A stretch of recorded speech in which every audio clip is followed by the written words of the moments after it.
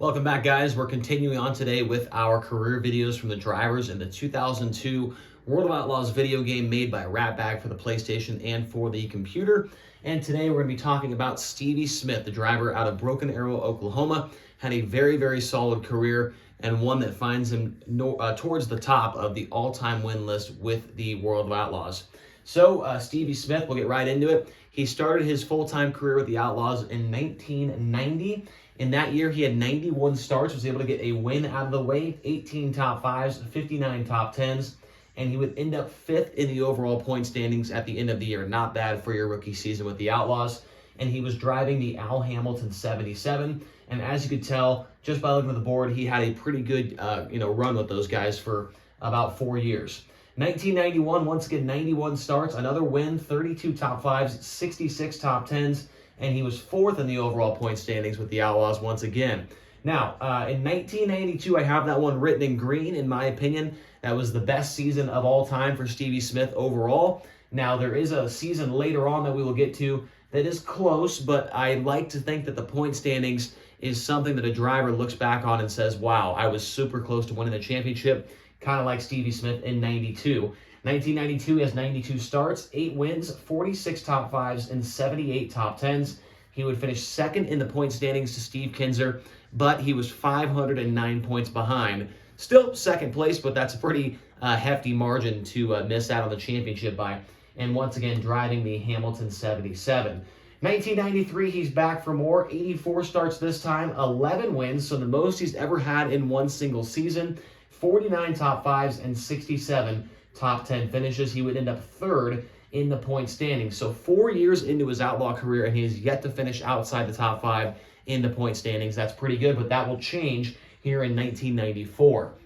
In 94, halfway through the season, it appeared that him and the Al Hamilton car, something went wrong, or I don't really know. Obviously, I wasn't around. Actually, I was born in 94, but I don't remember what happened. The Al Hamilton 77 and Stevie Smith, they didn't work out anymore. I'm not sure. So halfway through the year, he goes to the Veal Howard number 12X car, and he has 77 total starts with the Outlaws that year, 3 wins, 21 top fives, and 51 top tens. He would end up 10th in the overall point standings, and that is kind of what you would expect to see from a guy who had just switched rides. And I think he actually drove like 2 other cars. There was a 31 car in there.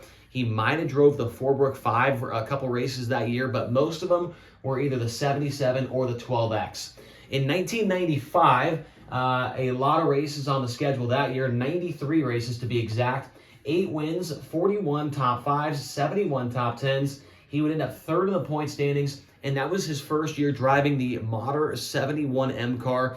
And for me, like, that is one of the most recognizable sprint car that I see it, and I recognized it immediately. The Mopar 71M, and that was probably more from when Joey Saldana drove the car. But the 71M car, super famous sprint car, and Stevie Smith was pretty good right out of the box with those guys in 1995, finishing third overall in the Outlaw point standings. 1996, he's back with Mopar once again. 89 starts this year, 3 wins, 31 top fives, 66 top tens, and he would finish 7th in the point standings. Now, I don't know what happened there, but things go sideways, and then Stevie Smith is in his family-owned Black Bandit number 19 car, and real quick, I need to change shirts. All right, sorry about that. I meant to wear this at the beginning of the video, but then as soon as I got to the 19, that reminded me to go switch shirts. This is actually Steve Smith Sr.'s old car design or whatever. It's got on the back. I got it at Lincoln Speedway when the Outlaws went there a few years ago. It's one of my favorite shirts, but I figured I had to wear it for this video. Unfortunately, I didn't start the video in it, but at least we have it on here towards the end. So first year in the 19 car, 1998, 86 starts that year, 14 wins. This is the year I was talking about earlier on that would maybe contend for his best year of his career with 14 wins, 45 top fives, 65 top tens. Or am I? Oh, sorry, I'm messed up here. 1997 is where I'm supposed to be at. 89, 6 wins, 35 top fives, 67 top tens, and 6th overall in points that year. First year driving the Family 19. Then in 98, this is considered maybe one of his best seasons as well. He has 14 wins that year, 45 top fives, and 65 top tens. He would end up 4th in the point standings. Now, I went back and forth thinking maybe I'd write that one in green as his best year ever, but I feel like second in points is something that is pretty tough to do against the Outlaws, and he only did it once in his career.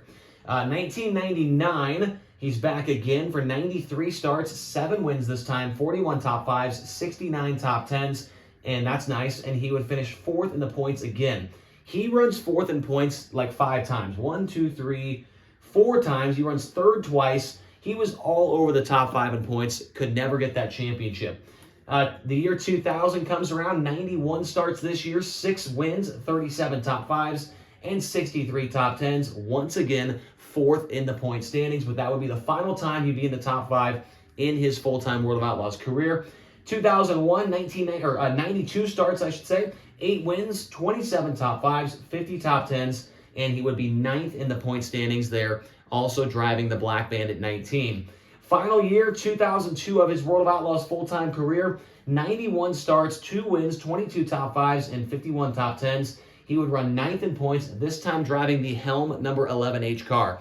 So at the very end of his career, he drives for a different car owner, one that was relatively successful, had a lot of good guys in that car, and then he would call it quits and would not run full-time with the Outlaws, but he would still have to go on to have a very long career after that, would drive all the way up until 2017 and win plenty of races, championships, and other things along the way. A very, very decorated career as far as his full-time career with the Outlaws goes. And now let's look at his accolades, because there's one thing that stands out to me with his accolades. He finished 2nd in so many big races. If he would have just won those races, I mean, he's already a legend, right? But that would just put him on another pedestal with some guys that, we talk about as certified badasses in sprint car racing. Stevie Smith is definitely one of them, but man, just look at some of these things right here and think of if he would have just been one spot better. So let's get into it. He was a 3-time National Open winner, and that last one coming in 2015, I believe, so relatively recently. I mean, that's less than 10 years ago. He was a 2-time Tuscarora 50 winner at Port Royal. He was the 1990 World of Outlaws Rookie of the Year. He finished 2nd at the Mopar Million in 2003 to Jack Hodenshield. That was with the wings off. We kind of talked about the Mopar Million a little bit yesterday in Jack Hodenshield's video. Stevie Smith crossed the line right behind him. He was a 2-time Silver Cup winner at Lernerville. And then look at all of these second-place finishes right here. He was 2nd at the 1999 Knoxville Nationals, 2nd at the 1992 Kings Royal, and 2nd at the 2003 Historical Big One. Wow. I mean, just if he had 4 places better in those 4 races, I mean, it'd be unbelievable that the stuff that, I mean, he accomplished a lot, but those things right there would just put him at another level. 2015, he was the PA Speed Week champion. He was a 17-time winner with the All-Star Circuit of Champions and a 1993 winner of the Gold Cup Race of Champions. So looking back up here a little bit, Stevie Smith 2 positions away from the Triple Crown of Wing Sprint Car Racing, the Nationals, the National Open, and the Kings Royal. He was super, super close to getting those, and then close to the Mopar Million, close to Historical Big One. Man, a lot of close calls for Stevie Smith, and a lot of those came in different car owners as well, which is kind of a cool thing. Now, looking at his overall World of Outlaws stats, 1,391 starts to his credit. With 84 wins, he is 11th on the all-time win list right now. 488 top 5 finishes for 35% of the time. Stevie Smith was inside the top 5 against the World of Outlaws. And 924 top 10s for 66% of the time. He was inside the top 10 against the World of Outlaws. So Stevie Smith, a phenomenal career, one that is going, as far as this number goes right here, 11th on the all-time win list. It's going to be tough to pass him up. I know David Gravel and Brad Sweet here in the last 2 or 3 years, they passed him up. But it's going to be tough for anybody else to pass him. There's not really anybody coming up right now that's close. So Stevie Smith should be 11th all-time for quite a while, I would think. But crazy to look at these numbers. I wasn't too familiar with his career overall, but I feel pretty educated now after doing the research and doing this video here.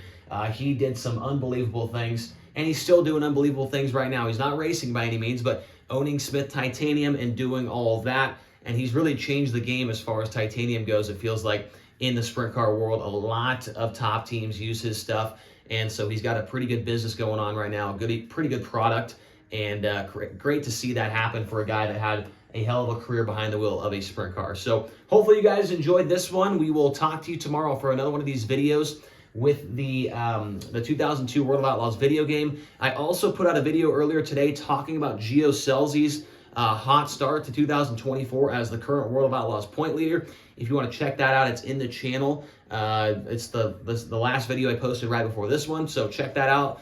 Appreciate all your guys' support. Please hit the subscribe button, the like button, and comment down below. What did you think of Stevie Smith's career? Obviously, it was a pretty good one, but I want to hear your guys' thoughts down in the comment section, and we'll see you tomorrow here on the channel.